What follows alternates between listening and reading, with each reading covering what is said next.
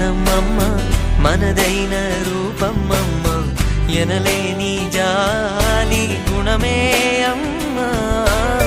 నడిపించే దీపం అమ్మ, కరుణించే కోపం అమ్మ, వరమిచ్చే తీపి శాపం అమ్మ.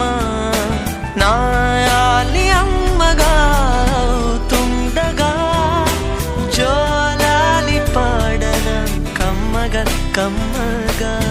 పెదవే పలికిన మాటల్లోనే తీయని మాటే అమ్మ, కదిలే దేవత అమ్మ, కంటికి వెలుగమ్మ.